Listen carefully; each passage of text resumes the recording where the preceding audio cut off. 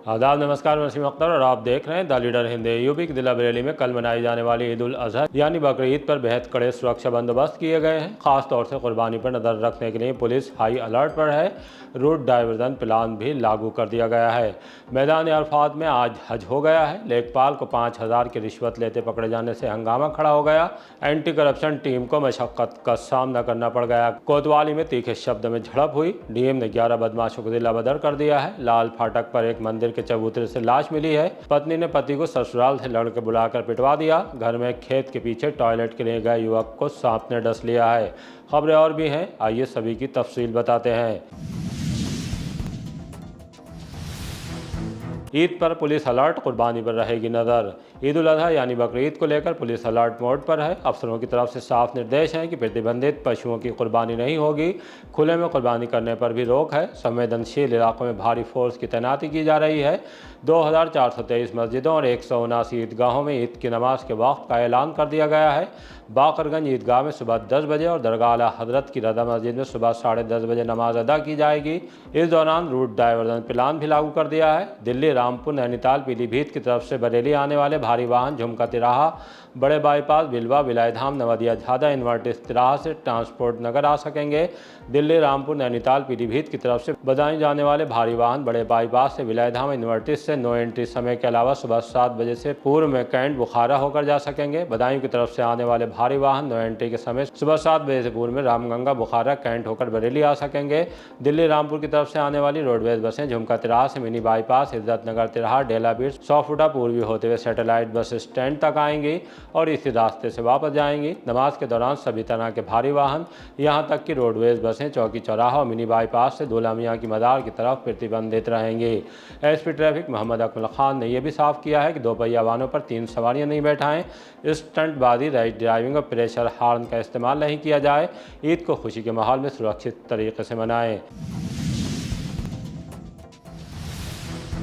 लेखपाल को रिश्वत लेते पकड़ने पर भारी हंगामा। भ्रष्टाचार निवारण संगठन एंटी करप्शन की टीम ने तहसील सदर से लेखपाल विपिन पटेल को 5,000 की रिश्वत लेते पकड़ लेने के बाद हंगामा खड़ा हो गया। जैसे ही टीम इंस्पेक्टर पिनवीर सानियाल के नेतृत्व में लेखपाल को मुकदमा दर्ज कराने के लिए कोतवाली लाई, तहसील से लेखपाल संघ के लोग पहुंच गए। इल्जाम लगाया कि उनके साथी को जबरदस्ती फंसाया जा रहा है। फाइल में रुपए रखकर वीडियो बनाया गया है। धक्का मुक्की की नौबत के बीच हिरासत में लिए गए लेखपाल को गाड़ी के साथ कोतवाली से निकाला गया। इस दौरान लेखपाल और एंटी करप्शन की टीम और पुलिस के बीच अच्छी खासी हुज्जतबाजी हुई। पहले आपको कोतवाली में गर्मा गर्मी दिखाते हैं, फिर बताएंगे कि लेखपाल को ट्रैप करने वाली टीम का इस मामले में क्या कहना है।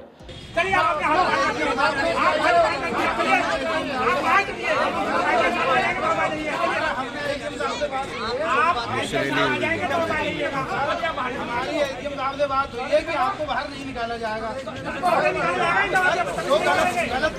बाहर निकलिए, आप मारते हुए लेके आए। आपने मारा क्यों? आपको राइट किसने दिया मारने का? आपको राइट किसने दिया? यहाँ बदतमीजी मत करिएगा, यहाँ बदतमीजी मत करिएगा, बता रहा हूँ। नहीं, आपको राइट किसने दिया मारने का? बदतमीजी मत करिएगा यहाँ पे थाने में। सर गाड़ी किसी को नहीं, कौन रोक रहा गाड़ी? सर कौन गाड़ी रोक रहा?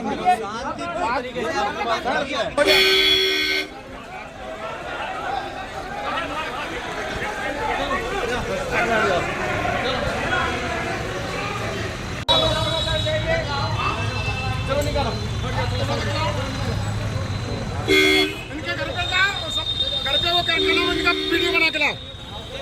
जाओ चलो, जाओ जाओ जाओ, चलो जाओ जाओ, आप लोग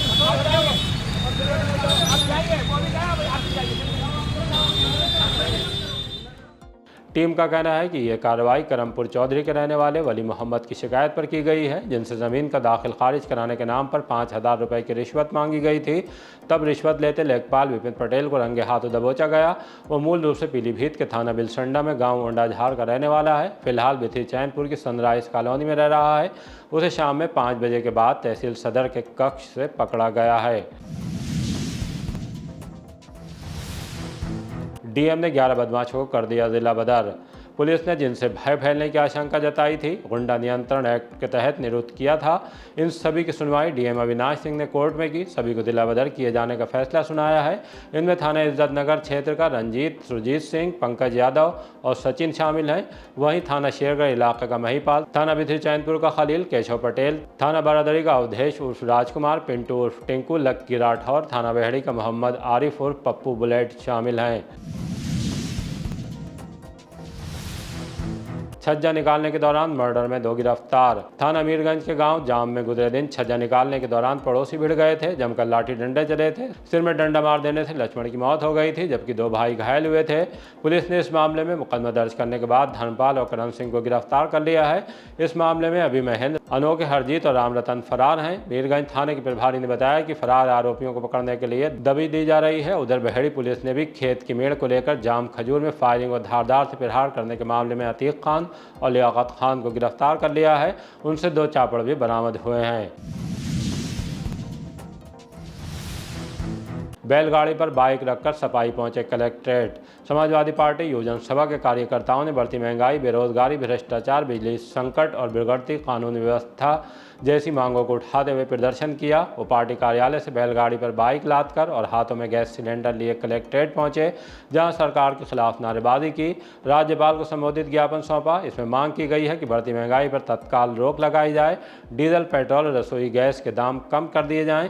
प्रदेश में बिजली व्यवस्था और कानूनी व्यवस्था में भी सुधार होना चाहिए। मेरा नाम डॉक्टर मोहित भारद्वाज है। हमारे यहाँ जो जन समस्याएं जैसे बिजली कटौती हो रही है, इस समय बड़े घरों में बुजुर्ग हैं, बढ़ती गर्मी है, गर्मी में बड़ा दिक्कत हो रही है रहना। दूसरा अभी पेट्रोल के दाम की बढ़ोतरी हुई, घरों में सिलेंडर लोगों को 50 दिन बाद सिलेंडर उपलब्ध हो रहा है। लोगों को मजबूर हो गए हैं कंडे पर रोटी बनाने को। शिक्षा के मामले में रोजगार है नहीं। नीट की परीक्षा, अन्य परीक्षा ऐसी उत्तर प्रदेश में कोई सरकार नहीं रही जिसमें अभी तक परीक्षा सही तरीके से पूर्ण की गई हो। कहीं किसी पर सरकार इतना मस्त है, योगी जी इतने मस्त हैं, पेपर तभी लीक हो रहा है। हमारा मैसेज ये है, लगातार सिलेंडर और आपका पेट्रोल के जो दाम बढ़ रहे हैं, जो गरीब व्यक्ति है वो अब सिर्फ उसके पास एक ही सहारा है, साइकिल या बैलगाड़ी। तो हमने आज बैलगाड़ी के ऊपर मोटरसाइकिल रख दी है। हम लोग सरकार का विरोध करते हैं कि पेट्रोल दाम और जो डीजल के दाम हैं उनको घटाया जाए, जिससे आर्थिक रूप से हर गरीब मजबूर को सहयोग मिले। अगर पेट्रोल डीजल के दाम महंगे होंगे तो अब हर हालत में समस्त प्रकार की खाद्य सामग्री से लेके सब कुछ महंगा होगा। बड़े मंगलवार पर डीआईजी ने कराया भंडारा। ज्येष्ठ माह के बड़े मंगलवार पर डीआईजी अजय साहनी ने परिवार के साथ बरेली जंक्शन स्टेशन चौकी के पास भंडारे का आयोजन कराया। बाहर से आने वाले यात्रियों और श्रद्धालुओं के लिए भोजन, ठंडे पानी, कूलर में बैठने की व्यवस्था की गई थी। डीआईजी भंडारे में आने वालों को खुद भोजन परोसते दिखे। जंक्शन स्थित हनुमान मंदिर में पहुंचकर पूजा अर्चना की और बजरंगबली का आशीर्वाद लिया। मंदिर के चबूतरे पर लाश मिलने से मची खलबली। कैंट थाने के इलाके लाल फाटक पर एक शव मिलने से सुबह के वक्त खलबली मच गई। सूचना मिलने पर पुलिस पहुंच गई। तलाशी लेने पर मृतक की जेब से बदायूं से बरेली का टिकट भी मिला है। पुलिस ने पहचान कराने के प्रयास किए, लेकिन अभी सफलता नहीं मिली है। शव को फिलहाल पोस्टमार्टम के लिए भेज दिया गया है। ममेरे फुफेरे भाइयों की मौत से सदमे में परिजन। फरीदपुर से होकर गुजरने वाली बैगुल नदी में नहाने के लिए गए 10 में से 2 युवकों की गुजरे दिन मौत हो गई थी। उनके शवों को पोस्टमार्टम आज हुआ है। आदित्य और अभिषेक ममेरे फुफेरे भाई थे। दोनों पढ़ाई कर रहे थे। उनकी मौत से घर वाले गहरे सदमे में हैं। उन्होंने क्या कहा है, आइए आपको सुनवाते हैं। भूपेंद्र सिंह। कहाँ रहते हैं आप? बड़दई कुइयाँ। क्या घटना हुई थी भतीजे के साथ? हमारा भतीजा नंसार में था, बच्चों के साथ के दोस्तों के साथ नहाने गया। गंगा में नदी थी, वहीं डूब गया। हमारे पास फोन आया, बस हमें इससे ज़्यादा कुछ नहीं पता क्या हुआ। कितनी उम्र रही होगी उसकी? उम्र 24-25 साल थी। क्या करते थे? पढ़ाई करता था। कहाँ पर इनकी ननिहाल थी? इनकी ननिहाल फरीदपुर में। कितने लोग डूबे थे? उसमें ये सुना जा रहा है 4 लोग डूबे थे, जिसमें 2 लोग बच गए, 2 लोगों की इनकी डेथ हो गई। दोनों परिवार के ही लोग हैं या अलग अलग लोग? रिश्तेदार हैं, मेरे फुफेरे भाई हैं दोनों। मामा का लड़का है जो दूसरा डूबा है, आदित्य, और ये अभिषेक, ये हमारे भैया का लड़का है। ससुराल में विवाहिता को तेजाब पिलाने का इल्जाम। थाना बरदरी के इलाके जोगीनवादा की गुसाई गोटिया में विवाहिता की संदिग्ध मौत हो गई। मायके से पहुंचे घर वालों ने इल्जाम लगाया कि नैन्सी राठौर को तेजाब पिलाकर मारा गया है। पुलिस ने लाश को कब्जे में लेने के बाद पोस्टमार्टम के लिए भेज दिया है। यहाँ मृतका के भाई शिवा राठौर का कहना है कि बहन को ससुराल में दहेज के लिए तंग किया जा रहा था। शिवम, क्या हुआ था बहन के साथ? हमारी बहन को सुमित नामक व्यक्ति, इनके पिता ससुर धर्मपाल, भाई सचिन और इसकी पत्नी डॉली, इन लोगों ने मिलकर तेजाब पिला के मार डाला।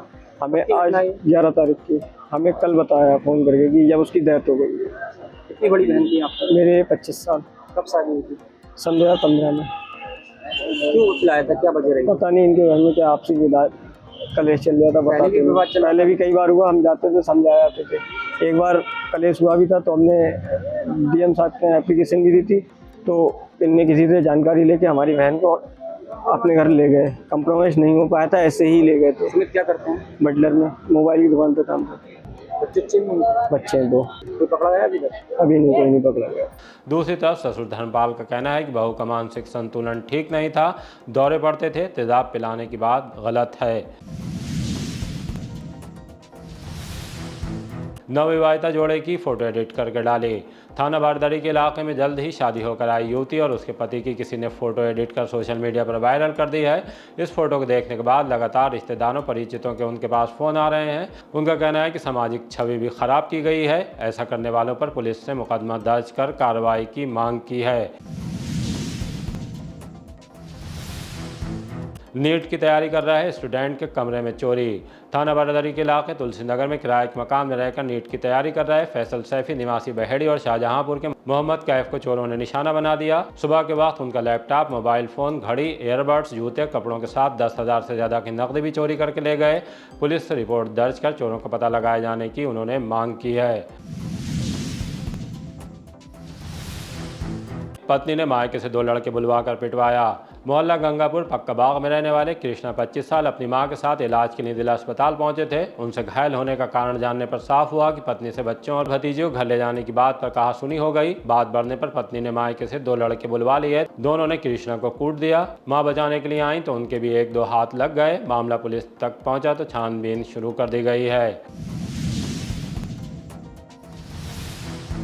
बाइक डिवाइडर से टकराने पर युवक की मौत। थाना इज्जत नगर के लालपुर गांव के पास तेज रफ्तार बाइक अनियंत्रित होकर डिवाइडर से टकरा गई, जिससे राजकिशोर 25 साल की मौके पर मौत हो गई। बाइक पर पीछे बैठा दोस्त गंभीर रूप से घायल हुआ है।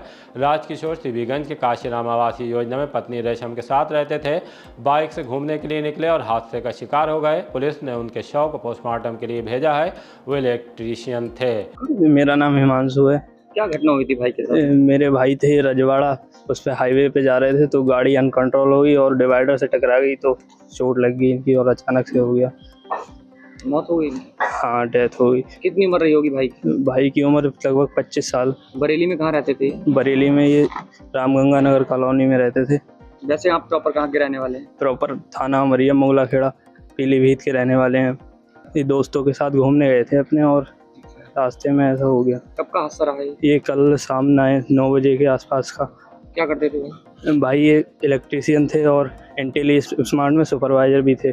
दोस्तों के भी यहाँ काफ़ी चोट आई है, वो भी अस्पताल में भर्ती हैं अभी। ठेकेदार से परेशान सफाई मित्रों ने शुरू की हड़ताल। नगर निगम के जोन 4 में सफाई मित्रों की हड़ताल से सफाई व्यवस्था प्रभावित हो गई है। पिछले 3 दिनों से घरों से कूड़ा नहीं उठ रहा है, जिससे मोहल्लों और सड़कों पर गंदगी के ढेर लग गए हैं। सफाई कर्मियों का आरोप है कि ठेकेदार के माध्यम से उन्हें केवल 3,000 से 6,000 रुपये तक मानदेय दिया जाता है। भुगतान भी समय पर नहीं मिलता और कई बार 1.5 से 2 महीने बाद पैसा दिया जाता है। कर्मचारियों का कहना है कि इतनी कम रकम में परिवार चलाना बेहद मुश्किल हो गया है। आरोप लगाया कि जब उन्होंने बकाया वेतन और मानदेय बढ़ाने की मांग की तो उन्हें डराया धमकाया गया। माता ये समझ जितने भी हैं हम लोग, मतलब जो बाहर से हमारी जो तनख्वाह आ रही है, जो हम की गई है, वो तनख्वाह हमारे लिए मिले और मिलने के बाद में अब 4,000 या 5,000 या 6,000 में गुजारा नहीं हो पाता। शिकायत तो की है लेकिन मतलब कोई सुनवाई नहीं है कहीं भी। तो यही है, प्रार्थना यही है उनसे कि मतलब जो है ये गरीब लोग जो मेहनत कर रहे हैं इनकी मतलब सुनी जाए। हड़ताल में मोतीलाल, विकास, अमित, ममता, राकेश, किशोर, दीपक, आर्यन, भोलू, छोटेलाल, अमन, विवेक और अभिषेक इत्यादि शामिल हैं। उनकी समस्याओं को लेकर नगर आयुक्त ने क्या कहा है, आइए सुनवाते हैं। डोर टू डोर का स्थिति इसलिए थी क्योंकि 15वें वित्त आयोग में जो हमारा पेमेंट का था, एक्सटेंशन शासन के द्वारा जो फाइनेंशियल ईयर ख़त्म होता है तो शासन के द्वारा एक्सटेंशन आना है। अभी एक्सटेंशन हमें प्राप्त नहीं हुआ है, जिसके कारण कि वो जो उनका बिल है उसका भुगतान नहीं हो पाया है। तो 5-6 लोग हैं जो इसमें थोड़ा इशू क्रिएट कर रहे थे, उनसे बातचीत किया जा रहा है कि भाई जैसे ही हमें शासन से एक्सटेंशन आ जाएगा आपके बिल का भुगतान और आपके सैलरी का भुगतान हो जाएगा। तो उसमें कोई इशू नहीं है, वो रिजॉल्व हो जाएगा।